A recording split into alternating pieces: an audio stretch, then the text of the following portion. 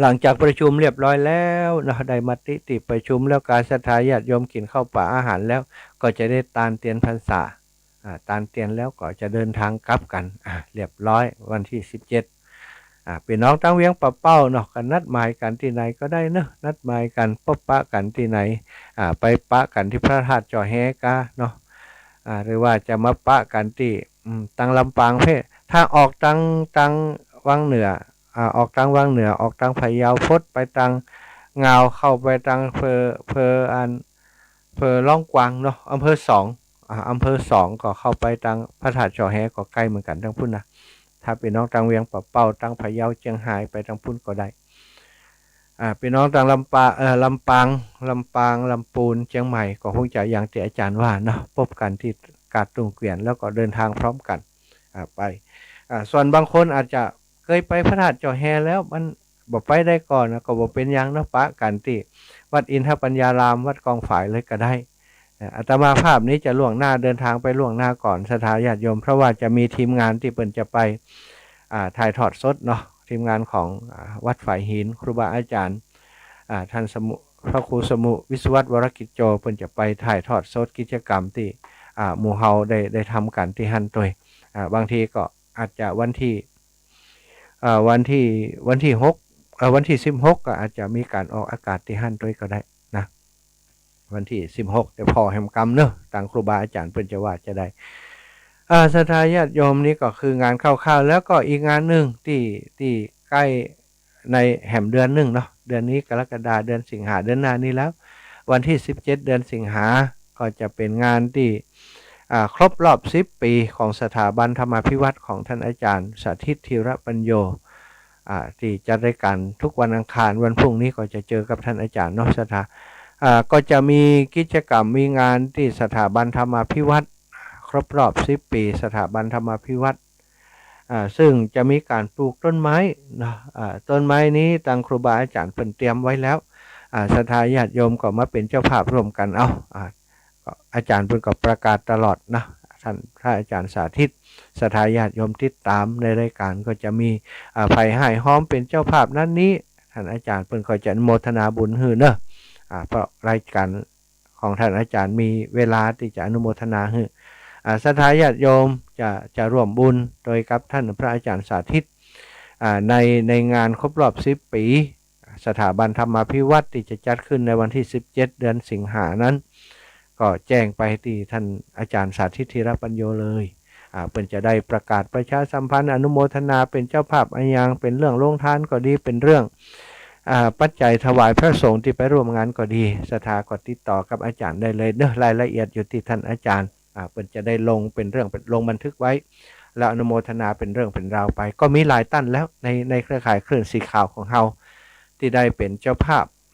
าพในงานวันที่17เนาะของสถาบันธรรมาภิวัตรของท่านอาจารย์สาธิตก็อนุโมทนาบุญกับอีปอยแม่ตั้งหลายตัวเนอะอันนี้ก็คือหมายกำหนดการงานต่างๆเนาะของเครือข่ายคลื่นสีขาวส่วนยาวไปตั้งนานนั้นเดี๋ยวค่อยว่ากัน อู้กันไว้ก่อนนะจะงงอันนี้ตกลงแล้วงานอะไรอย่างกันแน่ท่านอาจารย์นี่นะนี่ก็มีอีกงานหนึ่งเป็นงานส่วนตัวแต่ว่าทำในฐานะของเครือข่ายคลื่นสีขาวเหมือนกันใช่ไหมเนื่องจากในวันที่13ที่จะถึงนี้เนาะวันเข้าพรรษานั้นจะมีงานการตานพระป่าสามัคคีของคณะศรัทธาวัดสันดอนแก้วคณะศรัทธาวัดสันดอนแก้วเปิ้ลรวมปัจจัยกันสร้างเมนเนาะสร้างเมนที่บ้านสันดอนแก้วหันตั้งท่านผู้ใหญ่แล้วก็ปออาจารย์เปิ้นได้ประสานงานมาบอกว่าโอ้ท่านอาจารย์ที่บ้านสันดอนแก้วนี่ก็มีศรัทธาญาติโยมเปิ้นฟังอันรายการในเครือข่ายคลื่นสีขาวกันนักนะอยากจะให้อาจารย์ช่วยประชาสัมพันธ์สนับสนุนกิจกรรมของการสร้างเมนของบ้านสันดอนแก้วเฮาจิมเนาะอาตมาก็ประชาสัมพันธ์ให้ตลอดมาซึ่งตอนนี้ก็มีญาติโยมคนใจบุญตั้งหลายได้ไปร่วมโดยช่วยกันเป็นเจ้าภาพเล็กปูนหินทรายเนาะเล็กปูนหินทรายตลอดถึงเป็นเจ้าภาพกระเบื้องมุ้งหลังคาเป็นก็เจ้าภาพอันอิฐมอนอย่างต่างๆนี่หลายท่านด้วยกันก็โดยส่วนใหญ่ก็จะเป็น ปอเลี้ยงเอียงคำในลำปางเขาก็มีต่างประเทศก็มีลูกหลานของพี่น้องสันดอนแก้วก็มีซึ่งสถานญาติโยมทั้งหลายการสร้างเมนก็ดีการสร้างอันพงศพหีบศพอย่างต่างๆเปิ่นถือว่าเป็นบุญอย่างหนึ่งที่เขาสามารถสั่งสมให้เป็นบุญเป็นกุศลทำให้เป็นคนทั้งหลายเปิ่นถือคติว่าจะเป็นการสะเดาะเคราะห์ต่อชะตาอย่างเฮาตัวเองกันเนาะหลายคนจึงนิยมที่จะทำบุญกับคนที่เป็นแปลงงานเมนแปลงเมนก็ดีหรือว่าบริจาคหีบศพลงศพก็ดีเนี่ยช่วยศพคนอนาถาก็ดีเนี่ยถือว่าเป็นการสะเดาะเคราะห์ต่อชะตาทำให้มีอายุยืนว่าอาตมาภาพเองได้ร่วมเป็นเจ้าภาพด้วยเปิ่นตัวหลวงปู่พระราชธรรมลังการตัวก็เป็นเจ้าภาพอุปถัมภ์สถานญาติโยมซึ่งก็คงจะเป็นการระดมทุนกันไปเรื่อยๆจนกว่าเมนจะสร้างเสร็จเนาะจนกว่าเมนจะสร้างเสร็จตอนนี้การก่อสร้างอย่างก็คืบหน้าไปเรื่อยๆวันที่12วันพุธอาตมากับท่านอาจารย์ประเสริฐและน้องพันนิตาพรหมมินทร์ป่อกำนันธัญพัฒน์ปาเขินตะแล้วก็สถาพี่น้องตังบ้านบุญเกิดเนาะก็จะไปร่วมตานพระป่ากับพี่น้องบ้านสันดอนแก้วที่วัดสันดอนแก้วในวันพรุ่งนี้วันที่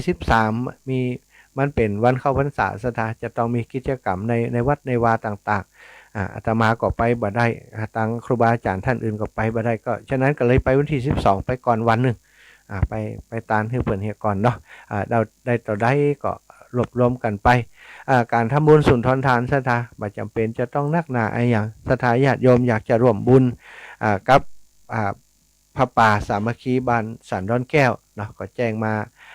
หาอาตมาได้หลังไม้เนอะหลังไม้หลังจากออกรายการไปแล้วก็แจ้งมาถ้า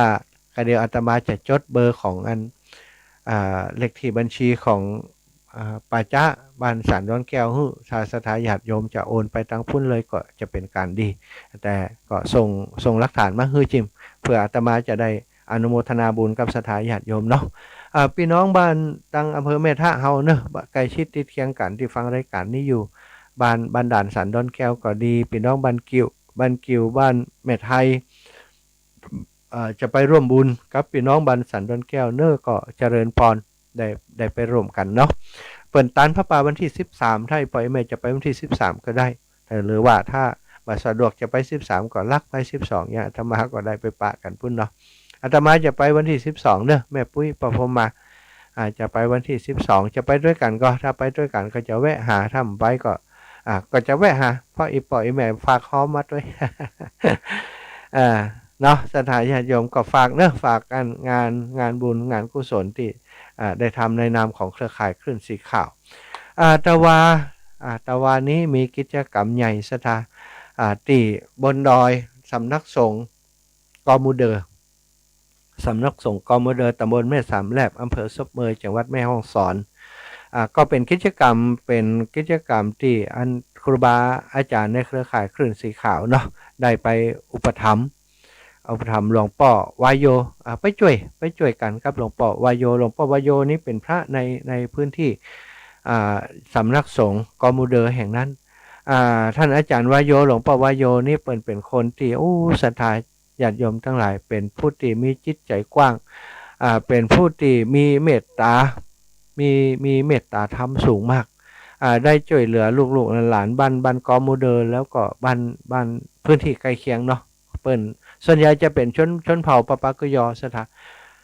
หลวงพ่อท่านอาจารย์วโยเนี่ยเปิ่นอุปถัมภ์ลูกหลานที่พ่อแม่บ่มีตังส่งเฮียนกายอย่างกายเนี่ยหลวงพ่อเปิ่นจะส่งเฮียนคนหนึ่งกะเทอม 4-5 ปันสถาแล้วหลายคนนะเปิ่นอุปถัมภ์เป็นร้อยคนนะแสดงว่าหลวงพ่อเปิ่นมีจิตใจที่ประเสริฐมากสถาทำให้เป็นที่ฮักของพี่น้องบ้านกอมูเดอร์บ้านหลายหมู่บ้านเนาะชื่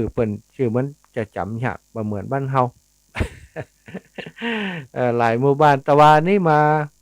ตะวานี่เป็นพิธีแสดงตนเป็นพุทธมามกะมารับมอบพระพุทธรูปพระแก้วมรกตจำลองเนาะ ซึ่งตะวานี่379องค์ใช่ไหมโอ้อันไปร่วมกิจกรรมก็เปิ่นตื่นตาตื่นใจตั้งแต่ตอนเจ้าใช่ไหมอาตมาตื่นมาจัดรายการเรียบร้อยแล้วก็สวดมนต์ไหว้พระจากนั้นก็ตังครูบาอาจารย์ก็พระสงฆ์องค์เน้นช่วยกันขนเอาพระพุทธรูปพระแก้วมรกตที่เปิ่นเอามาถวายหลวงพ่อวายโยเนี่ยลงไปที่โรงเรียนเพื่อจะมอบเพื่อศรัทธาตั้งหลายที่เปิ่นอันแสดงตนเป็นพุทธมามกะในตะวานั้นเนาะไปถึงพอได้เวลาฉันเจ้าเรียบร้อยอาตมากับท่านอาจารย์ก็ลงไปที่โรงเรียนที่เปิ่นเตรียมกันอยู่เนาะโอ้ศรัทธาตื่นเต้นได้ไปหาหมู่บ้านเปิ่นเนาะมีแม่น้ำไหลผ่านแล้วเปิ่นก็อยู่กันตามหิมน้ำนั่นตัวศรัทธาน้ำอาตมาว่าเปิ่นแปลงบ้านย้อยลงมาในน้ำว่ามันน้ำบ่ท่วมไงเนาะถ้ามันท่วมเปิ่นคงบ่กล้าแปลงแสดงว่าน้ำสายนั้นเนี่ยมันถึงจะน้ำนักแต่ก็คงบ่นักเกินไปเนาะก็หนอันแม่น้ำเป็นหนตั้งไปด้วยในตัวใช่ไหมรถกดไตไปในน้ำนั่นนะ ก็เข้าท่าดีเหมือนกันนะไปแอวในหมู่บ้านเปิ่นมันหมู่บ้านเป็นอยู่กันมาเมินแล้วเป็นร้อยปีแล้วสถานต้นหมากลักต้นผลหมากลักไม้ไออย่างนี้งดงามแล้วที่สำคัญก็คือชนเผ่าเปิ่นจะใส่ชุดชนเผ่าเปิ่นเนาะใส่ชุดเหมือนกันส่วนใหญ่งามสถานไปพอแล้วประทับใจแล้วที่ประทับใจมากๆก็คือมีลูกเล็กแดงมาร่วมกิจกรรมตัวคนที่มีลูกน้อยเดือน2 เดือนก็เอามาด้วยนะเปิ่นสปายแบบที่เขาเคยหันนะเอาผ้าหัวห่วงเหี่ยสปายติดอกผ่องสปายติดหลังผ่องเอามาร่วมงานละออนนักเรียนเปิ่นก็ชัมปี้ชัมปอตัวน้อยๆแต่ว่านี่มันเป็นวันอาทิตย์เนาะวันหยุดก็เปิ่นกันเลยมาร่วมกิจกรรมกันใส่ชุดพื้นเป็นชุดชนเผ่าเปิ่นเปิ่นก็มอบพระพุทธรูปให้แต่ละครอบครัวก็ได้คนละองค์ครอบครัวละองค์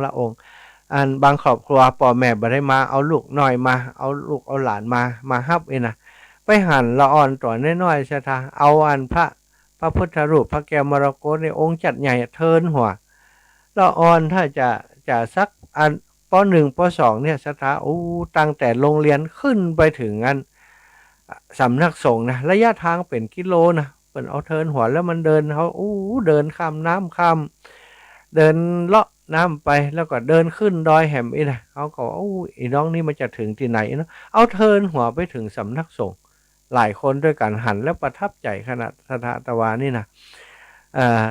ตึงละอ่อนตึงคนใหญ่เดินด้วยกันแล้วก็เอาพระแก้วมรกตเทินบนหัวไปเป็นภาพที่อาตมาว่าคงจะมีเมินครั้งที่จะได้หันอย่างอันนะจะได้หันอย่างอันอาตมาตั้งแต่น้อยถึงใหญ่ยังบ่ได้หันอย่างอันกำแต่หันตะวานี่ประทับใจสถาไปร่วมกิจกรรมด้วยเปิ่นเดินทางไปข้ามน้ำข้ามเขาไปเนาะตั้งยากตั้งนี่ถ้าบ่ใจรถโฟวิวนี่เข้าบ่ได้ต้องเป็นรถโฟวิวก่อนถึงจะเข้าได้นะถึงจะเข้าไปได้ถึงจะไต่ขึ้นไปได้ก้อนมาอันนี่ไปบ่ถึงสถาหนตั้งก็หอมเดียว เดี๋ยวขึ้นไปบางจุดก็มีเปิ่นเทคอนกรีตบางจุดบ่มีก็เป็นดินเหนียวเนาะดินเหนียวดินลูกรังนี่อันตรายถ้าขับรถบ่ชำนาญนี่ตกลงห้วยได้ง่ายๆเลย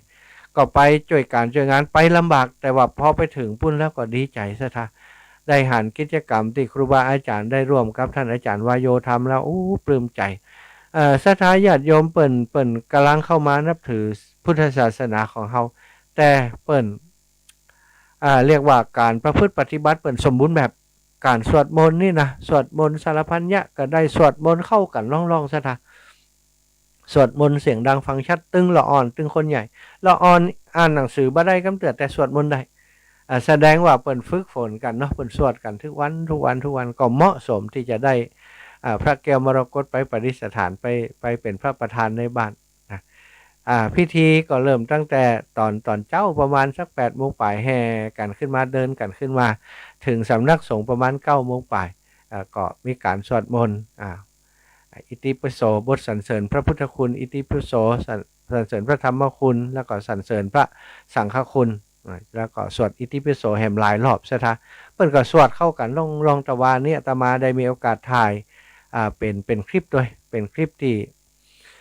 ลงทาง Facebook ไลฟ์ศรัทธาญาติโยมติดตามก็คงจะหันเนาะคงจะหันใน Facebook ไลฟ์แล้วเป็นกิจกรรมที่ดีมากคิดว่าออกพรรษาเพิ่นจะทำกิจกรรมแบบนี้แหมหมู่บ้านนึงก็โอกับอาจารย์ว่าถ้าบัดติดอย่างแต่ถ้าบ่มีเหตุจำเป็นก็จะไปร่วมเนาะก็บ่ฮู้ว่าช่วงที่เพิ่นจัดกิจกรรมนั้นจะเป็นช่วงที่เฮาว่างอยู่ก็ถ้าว่างนี้ไปแน่นอนซะท่าแต่ว่านี้อดบ่ได้เนาะก็จอนกับอันน้องที่ไปด้วยกันแต่ว่านี่โอ้อันร่วมกันมอบทุนการศึกษาให้ละอ่อนมันนักซะท่าทุนละ20ละอ่อนเป็น200คนทุนละ20ช่วยกันกับครูบาอาจารย์อันที่แรกนับละอ่อนแล้วมีประมาณ100กว่าคนโอ้อันเวลามอบทุนแล้วปรากฏว่ามีประมาณ150เพราะมีละอ่อนที่ยังบ่เข้าโรงเรียนกับเตือกก็มีเพิ่นเอามาครับบางคนบ่ได้จะให้ซะนะโอ้จำเป็นสตังค์หมดไปแลกเอาที่ต้นพระป่าเอามาอันฮื้อละอ่อนโอ้เป็นตาดีม่วนแล้วก็โรงทานตะวานี่โอ้เพิ่นเอาโรงทานทั้งเพิ่นมักก๋วยเตี๋ยวซะนะฮ้อโอ้โรงทานก๋วยเตี๋ยวนี่600ชุดแต่ว่าหมดเสร็จนะแล้วก็ไอติมแฮมน้ำหวานแฮมขนมแฮมเป็นโดนัทเป็นอะไรอย่างเนาะหลวงพ่อวายโยแล้วก็ลูกศิษย์ลูกหาลูกหลานของเพิ่นเอาไปบริจาคเอาไปร่วมเอาไปถวายหลวงพ่อก็บริจาคให้กับลูกหลานได้กินอิ่มหนีพี่มันกันตึงคนเก่าคนแก่ตึงละอ่อนโอ้เป็นกิจกรรมที่ทำแล้วมีความสุขสถา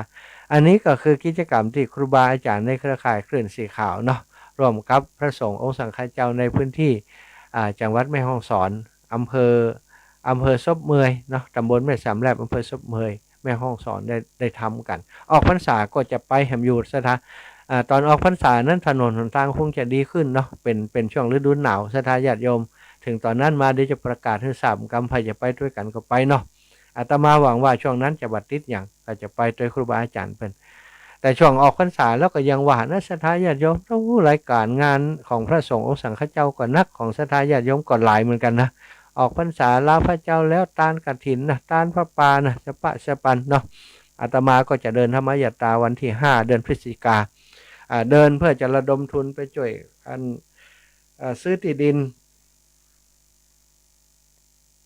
วัดเหล่ามณฑาถวายสร้างวัดเหล่ามณฑาสถาก็จะไปออกเดินทางวันที่วันที่5กะว่าเปิ้นจะตานพระป่ากันวันที่18แต่อาตมาจะต้องไปถึงก่อนเพราะจะต้องไปช่วยงานครูบาอาจารย์ที่วัดปากตางเจริญเนาะก็กะว่าไปถึงปากตางเจริญวันที่11วันที่11เปิ้นจะมีการสวดมนต์ที่วัดปากตางเจริญวันที่12ก็เข้ากรรมปริวาสที่ม่อนฤาษีอาตมาก็จะไปช่วยตีม่อนฤาษีที่18ก็จะมาด้วยครูบาอาจารย์เปิ้นตานพระป่าหล่อพระเจ้าท่านใจที่อันวัดเหล่ามณฑาแล้วก็ตานพระป่าด้วยสถาญาติโยมเนอะใครจะร่วมบุญร่วมกุศลครับครูบาอาจารย์ที่เปิ่นไปสร้างวัดใหม่วัดเหล่ามณฑาเนาะบริจาคซื้อที่ดินครับอันสร้างเสนาสนะต่างๆก็ถือว่าบัญชีเดียวกันซะนะเขาบริจาครวมซื้อที่ดินไปก่อนจากนั้นถ้าซื้อที่ดินกลุ่มปอเปิ่นก็จะเอาไปสร้างเสนาสนะอย่างต่างๆต่อไปแหมอันนี้ก็เป็นงานในเครือข่ายคลื่นสีขาวที่มาแจ้งบอกกล่าวบอกบุญกับศรัทธาญาติโยมอีปอยอีแม่ทั้งหลายเนอะอนุโมทนาบุญกับศรัทธาอีปอยอีแม่ทั้งหลายที่ร่วมบุญเป็นเจ้าภาพให้หอมมากับวัดเหล่ามณฑาผ่านมาตั้งอาตมาหลายคนด้วยกันศรัทธาตอนนี้ที่ผ่านมือเนาะผ่านบัญชีอาตมาก็ได้ติมอบเอาซองปัจจัยมาถวายให้อาตมาไปหอมที่วัดเหล่ามณฑาประมาณ 3-4 หมื่นแล้วก็เพิ่นก็โอนเข้าบัญชีเกือบทุกวันก็ต้องอนุโมทนาบุญกับศรัทธาญาติโยมทั้งหลายที่หันความสำคัญในการเผยแพร่พระธรรมคำสั่งสอนในการสร้างวัดวาอารามไว้ในพระพุทธศาสนาเนาะที่ดินถวายวัดแล้วเป็นของสงฆ์ซะนะบ่ใจเป็นของครูบาอาจารย์บ่ใจว่าวัดนี้เป็นของบ้านเฮาอย่างเดียวบ่ใจแล้วเนาะเป็นของพระพุทธศาสนาถวายเป็นของน้ามูถวายเป็นของสงฆ์อันนี้ก็จะได้บุญได้กุศลได้อานิสงส์นักหลายเฮาซื้อที่ดินถวายวัดเปิ่นสร้างวัดสร้างวาที่หั่นศรัทธาญาติโยมสร้างแปลงพระพุทธรูปสร้างพระพุทธรูปสร้างเสนาสนะคือพระสงฆ์องค์สังฆเจ้ามาพักปฏิบัติธรรมตลอดถึงศรัทธาญาติโยมไปทำบุญสุนทรทานก็จะได้บุญโดยเปิ่นทุกวันคนตั้งหลายเปิ่นเลยแต่อดีตก่อนเดิมมาเนาะเปิ่นก่อนนิยมที่ถวายที่ดินสร้างวัดบางพ่องก็ถวายที่ดินด้วยสร้างวัดด้วย อย่างท่านอนาถบิณฑิกะเศรษฐีสถานี่เป็นเศรษฐีใจบุญในพระพุทธศาสนาเป็นคฤหัสถ์ญาติโยมติสร้างวัดเป็นคนแรกเนาะในพระพุทธศาสนาที่คนแรกที่ถวายแต่ก็คือพระเจ้าพิมพิสารเนาะเจ้าพิมพิสารแต่ว่าศรัทธาญาติโยมที่สร้างถวายก็คือท่านอนาถบิณฑิกาเศรษฐีเป็นเศรษฐีใจบุญถวายถึงที่ดินแล้วก็สร้างวัดวาอารามนางวิสาขามหาวาสิกาก็สร้างวัดบุพารามกับพระพุทธเจ้าศรัทธาญาติโยมหมู่เฮาก็ช่วยกันสร้างวัดเหมือนกันเนาะสร้างวัดเหล่ามนทานะเหล่ามนทาบ้านเหล่าเป้าเอาเหล่าเป้ามัดนั่งหน้าเห็นน้อยเอาดอกมณฑาเป็นดอกสำคัญที่เกิดขึ้นขู่บุญญาบารมีของพระพุทธเจ้าก็เป็นวัดเหล่ามณฑาอินเนอร์สถาใครจะให้ห้อมไปที่วัดเหล่ามณฑาก็จดอันเลขที่บัญชีของวัดเหล่ามณฑาไว้โดยนะแล้วก็ใครจะให้ห้อมพันอาตมาก็โทรมาหลังไม้ก็ได้นะป้าอาตมาที่ไหนใส่ซองเหี่ยเขียนชื่อเสียงเลี้ยงน้ำเหี่ยจำนวนเงินเหี่ยอาตมาจะได้ประกาศหื่นแล้วก็เอาไปมอบให้กับตังครูบาอาจารย์ตังคณะสัทธาญาติโยมคณะกรรมการวัดเหล่ามณฑาต่อไปเอาแล้วศรัทธาอีป่ออีแม่วันนี้ก็อยากจะมีเปิดโอกาสให้ศรัทธาญาติโยมเปิดได้โทรมามาจ่าเป็นรายการหน้ามูเหี่ยพ่องเนาะเพื่อเปิดจะมีอย่างอย่างจ่าอย่างทักทายกันในเครือข่ายก็จะได้ทักทายกันจะได้ได้จ่ากันเจริญปอนครับอีป่ออีแม่เนอะโทรมาได้เลยโทรมาได้เลยโทรมาได้เลย0808844173ตะกี้ก็ค้างไว้หลายสายเนาะเนื่องจากว่าจะต้องพักเบรกก็เลยค้างไว้ตอนนี้ไผ่พร้อมแล้วจะโทรมาก็เจริญปอนโทรมาได้เลยเนอะ08044173จำได้ง่ายซะท่า080888แล้วก็44173ลงท้ายเนาะบอกมันซะท้ายจะได้จำได้0808844173โทรมากันได้เนอะโทรมาตายปัญหาพ่องก็ดีนะแต่วันก่อนมีคนตายปัญหาอย่างก็ตักกระเต็มบัตักกระเต็มนะก๊อกน้อยห้อยปลายลักอีกก๊อกน้อย น้ำต้นน้อยอีกน้ำต้นน้อยห้อยปลายลักตักก็เต็มบัตักก็เต็มนี่นะอันนี้เบอร์ใหม่โอ้ดีใจมีคนโดเบอร์ใหม่โดย5899จากเจ้าครับได้น่าไก่แม่โทรมาจากไหนแล้วลงสายบุญก็ลงมาเล่นเจ้าสายบุญของตุลุงมานิดเนาะเจ้าดีก่ะอยู่ใกล้วัดตุลุงมานิดนะเจ้าท่านอยู่ที่ไหนเดียวเนี่ยเขาอยู่อันสุนทรมุนีแล้วแม่ครับมาตะคืนละเจ้าเป็นกำลังใจให้นะเจ้าสาธุขอบคุณนะสายบุญอาจารย์มานิดสาธุสายบุญท่านอาจารย์มานิดอีแม่อยู่เชียงใหม่แม่อุ้ยอินแม่สาบเสมอโอ้ยวันสาเจ้าดูหลานดูไม่อุ้ยดีใจโดยท่านได้ไปกุฏิกู้แห้งนั่นกะโอ้ยอายุยังน้อยอยู่ทำบุญไปตลอดโอ้ยเจ้าสาธุตัวเนื้ออนุโมทนาตัวเจ้าแม่โอ้ยอยู่คนเดียวดูต่างฟังแล้วโอ้ดีกะเมื่อคืนอยู่คนเดียวเนี่ยฟังธรรมะตลอดโอ้ดีแล้วตามโดยท่านมาหาไปตลอดเจ้าแม่รักษาสุขภาพสาธุเมื่อว่าเดินทุดงเมื่อว่าไปตามนี่ตามงานดีใจตัวได้บุญจัดว่าจัดหลายเจ้าแม่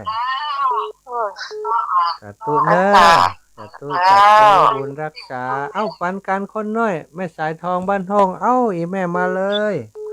กังวลเสียเจ้าพระมหาฟังแต่เจ้ามีอย่างมาฝากวันนี้เอาอย่างมาฝากเอาโกงกันทำบุญนะเจ้าเนาะเจ้าสามัคคีนะเจ้าเจ้า สามัคคีนั้นมีค่ามหาศาลตลอดการก่อเกิดประสิทธิผลพลังงานสักโลกให้โสพลพลังคนช่วยดึงรักพัฒนา1+1+1ก็ถึงล้านสมัครสมานดวงใจไว้เถิดหนามันจะมองกับ2 มือคือศรัทธาย่อมฝันฝ่าอุปสรรคถึงหลักใจเจ้าสาธุ ก็เลยก็ห้อยดอกไม้ตักตั้งงดเปล่าๆนั่นก็เจ้ายังมันซุกตั้งในตั้งอันนี้ออกมาเจ้าเจ้าสาธุแม่เจ้า สาธุ กำลังใจข้างหาในสาธุเจ้ากับไว้สาเจ้าอีแม่เอาเจริญพรโยมแม่น้อมเจ้าสาธุสาแม่น้อมสุภาพมาเดินดงตั้งตึกตั้งสายปักแตงแต่นั่นน่ะมามันเนาะเข้ามาของร่องเด้อ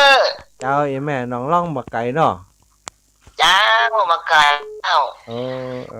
ดีกันดีจะไปเอวหาพ่องเจ้าสาธุเด้อสาธุอีแม่เจ้าบุญรักษาเนออ้าวเจริญพรโยมแม่บัวพัดตะกี้ตักไปหาได้ยินกันล่ะ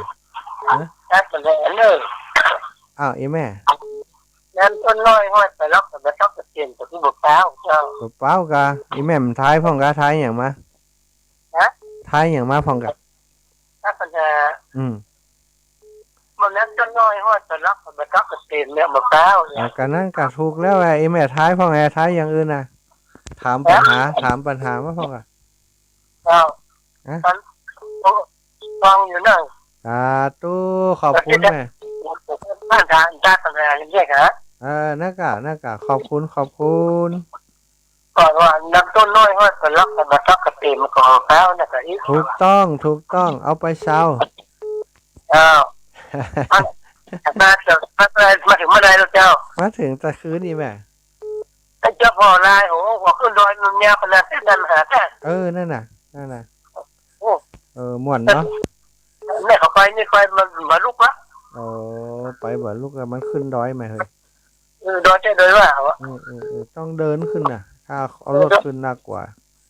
อยากเดินเจ้ากันเนี้ยว่าน้ำมันเนี่ยบอกเป็นกิโลนะแม่อนุโมทนาโดยเนี่ยท่านอาหารเนอะสาธุ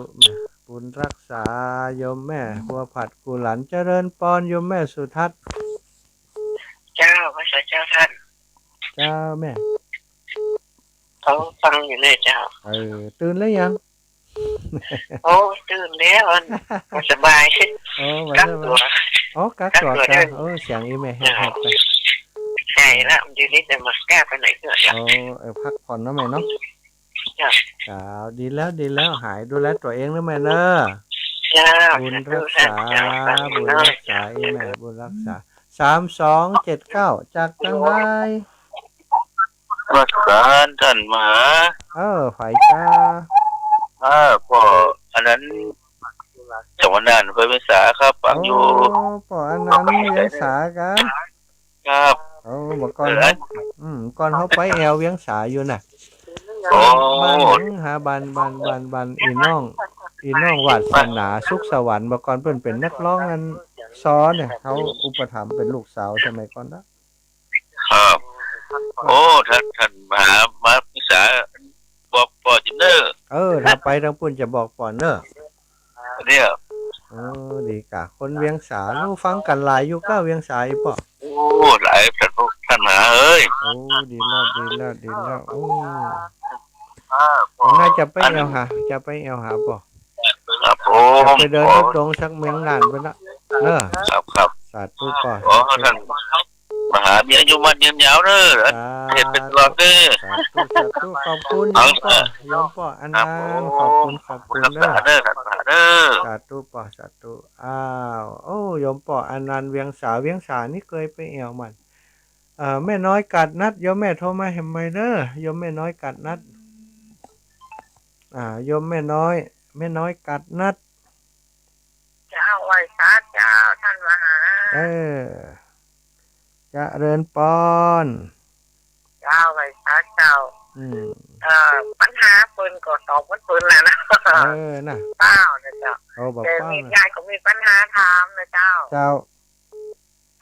คือวันที่13นี่เป็นวันอาสาฬหะเนาะเอาพุทธเจ้าพุทธศาสนาพุทธ ท่านอยากฟังนะเจ้า จ้า นั่งกันเลยนะเจ้าคือทำอย่างนั้นนะเจ้า อ๋อคือทำมายังนี่เนาะ เจ้าไปซาเจ้า อ่ะทำมายังยายพรตอบอ้าวยายพรมาแล้วร้องวัดแดงว่าใด ราชการ เจ้านมัสการเจ้าว่าอย่างใดยายจ้า ดีนี่เจ้าฟังทำอาหารอะไรอย่าง โอ้ตื่นเนี่ยรับการับตื่นกา มันก็มีแบบจีบไปแล้วเลย บ่รับล่ะอืม แล้วถึงการตายปัญหากันด้วยนี่ ตายกะตายให้เอาหม่อนเล็กๆน้อยๆนี่กะ ที่ย้ายไปตายทำอาหารแล้ว ตายหยัง ชุมเพียงเก่าเพียงฟ้าต่ำกว่าหญ้านิดเดียว อ๋อส่งเปียงฟ้าต่ำกว่าหญ้านิดเดียวดีเดี๋ยวจะให้เขาตอบเนอะ เจ้า ตัวบุญรักษาแม่ยายพรนะแม่เพนคนสู้ชีวิต เจ้าว่าจะเจ้า อ้าว ทำอาหารเจ้า อ้า อ้าว วเจ้าจีนนี่ด้วยทำอาหารเด้อ คนสู้ชีวิตมีอย่างมาฝากวันนี้ อันแสงไฟสว่างตาได้เนาะ เจ้า เจ้าว่าจะเจ้าแสงไฟสว่างตาแสงธรรมะสว่างใจสว่างตาได้แสงไฟสว่างใจได้แสงธรรมเจ้า ฟังชัดเจนที่พระอาจารย์ทำอาหารเด้อเจ้า สาธุขอบคุณแม่เนอะ เจ้าไว้สาธุ สาธุเจริญปอนโยมแม่ศรีพันธ์ มันกับเจ้า เจ้าอีแม่ วันนี้คนลุ่มกันเนาะ คนรุมกันเพิ่นตื่นเจ้ากันเนาะ เอาแล้วไปกระเทือนจ้าที่สองกระเทือนแล้ว อ๋อ มัน เจ้า เวลามันก็เตือนนะท่านนะ ถึงเวลามันเนาะแม่เนาะ จ้าแต่ว่าไม่แม่งสอนมันก็เจ้า หาเจ้าแม่ม่วนกะม่วนใจอิดแม่ มานอนปวดเนื้อปวดตัวหมดน่ะ ยังแม่ก็ไปบ่อยมากไป ล่ะ เอาผ้าไปทำบุญน่ะ อ๋อเจ้า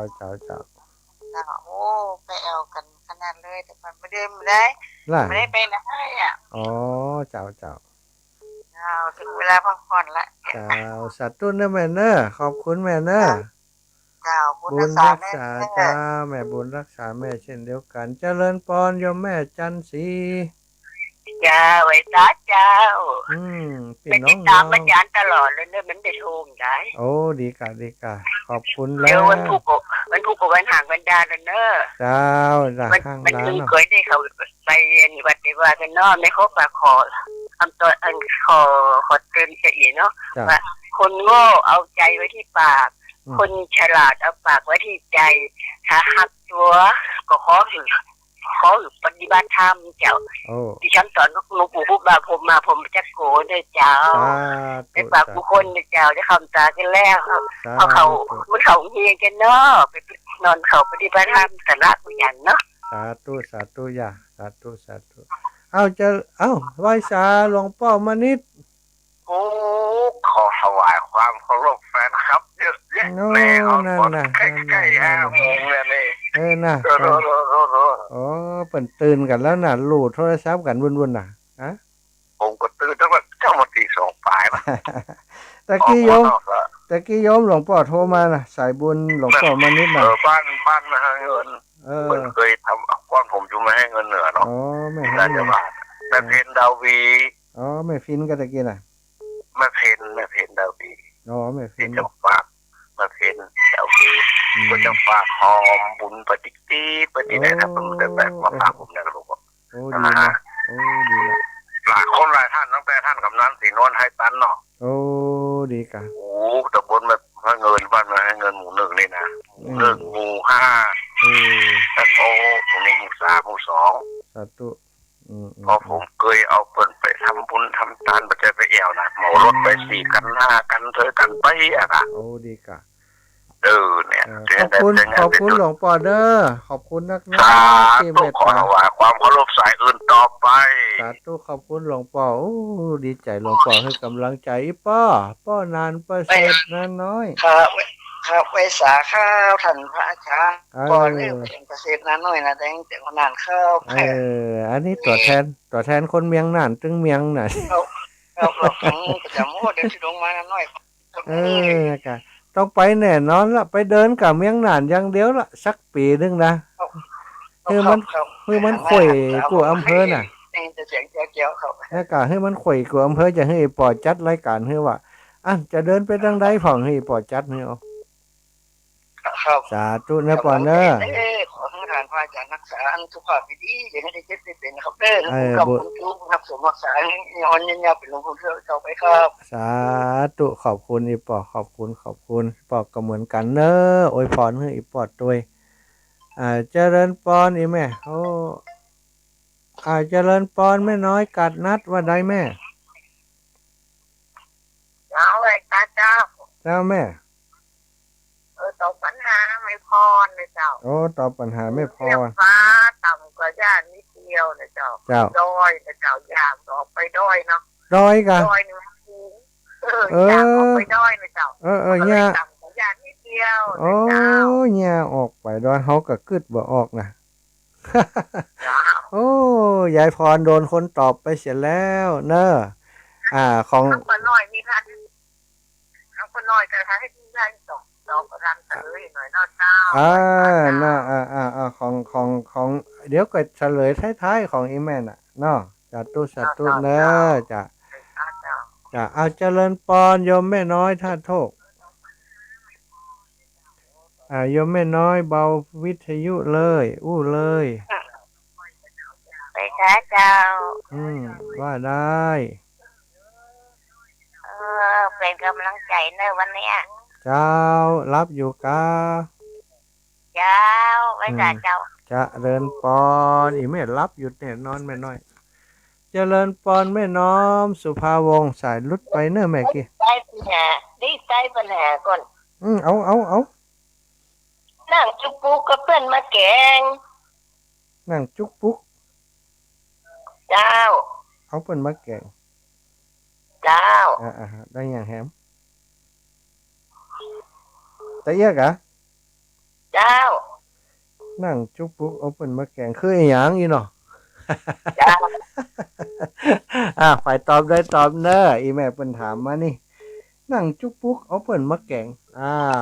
ฝ่ายตอบได้ตอบมาเจริญปอน บริการครับ 5829 ท่านมาสมชาตินะครับ แม่นแล้วป่ะ บัวทำปัญหาได้ครับ ได้กะ ก็ ผมขอถามว่าปัญหามีว่าเรือนสามน้ำสี่ที่สองหมายความว่าอย่าง เรือน3น้ำ ไปเนี่ยครับ น้ำ4แล้วอย่างมันก็ เรือนสามน้ำสี่ที่สองนี่เนี่ยผมก็แม่นมั่นใจว่าจะที่สองจะแม่นวันนี้วันที่สองจะแม่น ไผตอบได้ตอบนะป้ออย่างคำถามป้ออย่างก็ เรือนสามน้ำสี่ ไม่ใช่อีป้อชื่อหยังป้อชื่อหยัง นะ ป้อชื่อหยัง พ่อที่พ่อหนานบ้านตะปู ฮะป้อนั้นบ้านป่าบง หนานบ้านแพะปง บ้านแพร่ปงแพะปง แพร่ปงนี่ตังใดนี่ป่อบ้านนั้นนี่กะบ้านแม่ท่ากะ ตำบลระยาวเนี่ยตำบลระยาวกันตำบลระยาว เรายาวทางชัดนี่นะ ตำบลระยาวเขาเนี่ยกับมันโฮงเนี่ย เรายาวบ้านห้องจ้ะ ครับ ถามตู้นะป้อเด้อเดี๋ยวมีคนตอบเพิ่นเด้อ ครับนมัสการครั สา บ ธุขอบคุณอีปอขอบคุณอีปอเจริญปอนโยมแม่คำนวณแต่ว่าเป็นได้พ่อง ท่อง อี บอก ก เด็กมาหลับริมตื่นกับร่างสวดวนหลับเดียวนี่ โอ้ยเจ้า ฝนห้ามทันฝนห้ามต้องออกบ้านได้ถึงฝุ่นสวดได้วัดกับฝนกับตกเชื่อช โอ้ นะ ล่ะเจ้านั่งดูลุงหอมนั่งไม่เผาก้าวันนี้ คนก็นักอยู่เนาะแม่เนาะโอ้ เจ้าคนกับนักอยู่เต็มวัดอ่ะ โอ้ดีกายมวยแม่เป็นได้ไปนะโอ้ดีใจขนาดอีแม่ได้ไปเป็นตัวแทนนี่ เจ้าโอ้ไปกับดีอกดีใจโอ้ดีใจอยู่หันมันจึงดีใจมันจึงดี เจ้า เบิกบานดีไม่เอวสุดรบกับซอเอวชนะเปียกมากปากว่า จังบนดอยกัดตกเขาไปแม่ของสอนเพื่อกัดตกอีแม่ มาถึงคำก็ทัน มาเขามาถึงเพศก็จะ2 ทุ่มแล้วอีแม่เฮ้ย โอ้ไก่เนาะ ไก่แม่เจ้าขึ้นรถหลายตอดเลยเจ้า บ้าน กินข้าวต้มนาบุญมันแดดนั่นน่ะแดดนะ น่ากะหานั่น ที่เขาเนี่ยกลับบ้านกันออกมาแต่ก็ โอ้ ออกมา2 โมงสายมาถึงบ้าน เจ้า 4 โมงนะจ๊ะ เจ้าแม่เจ้า เนาะวันที่17มาแหมเนาะ17เนี่ยแหมเนาะ แหน่แต่นานแหน่นอกตาเพราะว่าคนเดียวทำได้เนาะ สาอู้กันก่อนสาธุขอบคุณแม่เนอะขอบคุณอีแม่เนอะ เจ้าค่ะไป แม่ สัก คำนวณดินดำอีแม่แฟนรายการเมื่นมาแล้ว แม่เปิ้ลจอมทอง2 สายบาได้ครับอีแม่เอาแหมกำละร้องแหมกำละฝากไปถึงพี่น้องเมืองปานจิมเนอร์แม่ยาลบแม่ยาแก้วแม่ยายคำแม่ยายน้อยแม่ยายแรงเนอะเขาฟังอยู่ก็จ๊ะบาหันโทรมาหมู่นี้แม่เปิ้ลจอมทองเนาะโอ้แม่เปิ้ลจอมทองแม่น้อยอุตรุดีมาก่อนเอ้าแม่น้อยเจริญปอน พระเจ้าพระอาจารย์ไม่ขอตอบปัญหาได้ก็ถามปัญหาได้ก็เจ้า ได้เจ้ายักษ์นมใส่ชุดสีเขียวใหญ่ขึ้นมาใส่ชุดสีแดงเจ้าน มเขียวไงแดง ไม่น้อยเด้อไม่น้อยอุตุดี จ้า ปัญ โอ หา เค ไป อ้าวใคร เจ้า ตอบได้ตอบเนอะเจริญปอนขอบคุณนี่แม่เจ้า แม่เปิ้ลจอมทองอีแม่ว่าได้โอ้ใครหัวอย่าง จากหลังการไม่จากอำเภอไม่อายเจ้า เอำเภอแม่อายกะไม่ใช่จอมทองกะ ใจดอยนี่หลังการไม่สาวอำเภอไม่อาย อภัยหลังการแม่สาวนี่ชื่ออย่าง แม่จันสมเจ้า หลังการแม่สาวกะแม่สาว เจ้า แม่จันสม รี นะ บกอบรีบโกยรีบทอรีบพายตลาดจะวายใส่บัวจะหนาวนอเจ้า สาธุกำลังใจท่านนะเจ้าโอ้ยถามนะไปได้ไปหลายๆจังหวัดเนาะ เจ้าไปแอวกับครู ไป บา ห้อง อาจาร สอน ย์ ได้จะม่วนขนาด โอ้ม่วนกับไอ้แม่ไป เจ้า ปักไปน้องบนดอยโอ้อบอุ่นม่วนดี แม่ก็เคยไปอ่ะ50 ปีก่อนแล้ว โอ้เจ้าวันหน้าไปแหมวันหน้าไปแหมเนาะ กำลังใจนะเจ้า สา มาสการเจ้า ธุบุญรักษาอีแม่บุญรักษา ท่านอาจารย์กฤษพุทธอุทยาน ใช่แล้ว โอ้ใช่จริง โดนโควิดไปเชียงดาว ๆเหรอบินทบาทด้วย อยู่ในห้องเนี่ย บินทบาทไหมวันนี้ไม่ไปแล้วมั้ง ไม่ไหวแล้วครับมัน เมื่อยฮะ โอ้ 2-3 วันแล้วเนี่ย โอ้ ฉันแล้วโจ๊กในถุงเมื่อวาน โอ้จ้าพักก่อนเนาะตุลุงเนาะ มันได้ครับ สาธุขอบคุณตุลุงนักเนอะ695เจริญปอน9695เบอร์ใหม่ครับสวัสดีครับท่านหลา ครับป้อ ฟั จั ง ก จำโทรบท โทรบัดติดแหละอีป้อชื่อหยัง สุวรรณอยู่อำเภอเปล่าเนี่ย สุวรรณอำเภอเป้ากะเป้าเป้าก็ฟังกันจัดหลายก็แล้วป้อแหละ โอ้หลาย โอ้ จะถามท่านหาว่าเพลงที่เปิดในรายการคือเพลงงามใจดีอ่ะ เพลงที่เขาเกิดตะกี้กะดอกบัวกะดอกบัวบูชานะดอกบัวดอกนี้นะครับบ่มันก็ ครับ ดอกบัวบูชาดอกบัวบูชา เพลงม่วนดีกะเขาชอบเพลงนี้ บุญรักษาอีปอชอบเพลงว่ะสลับสายไม่ได้เอาใหม่อีแม่น้อยกัดนัดโทรมาแห่ใหม่เนอะเจริญปอนแม่เจริญปอนแม่น้อยอีแม่โอ้ยได้อีแม่โทรมาแห่ใหม่เนอะสายมันนั้นเหลือไปเหลือมันสะดุ้งสะเด็นไปเอา0457แล้วศรัทธาญาติโยมเอาละอาตมาเวลารับโทรศัพท์บ่ค่อยพอเวลาตอนนี้เวลาหมดเวลานะศรัทธาพ่ออีแม่ทั้งหลายเจ้าวันนี้อาตมาภาพขอนำรายการจากศรัทธาญาติโยมอีพ่ออีแม่ทั้งหลายไปด้วยเวลาเพียงเท่านี้ขอความสุขสวัสดีบังเกิดมีแก่อีพ่ออีแม่ศรัทธาญาติโยมทั้งหลายเนอจัตตารโอธรรมาวัฏันติอายุวโนสุขังพระลัง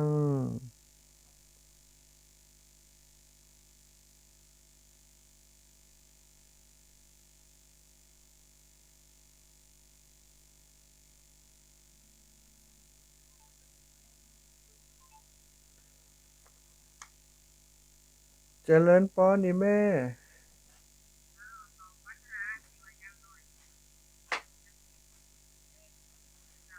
พริกอะ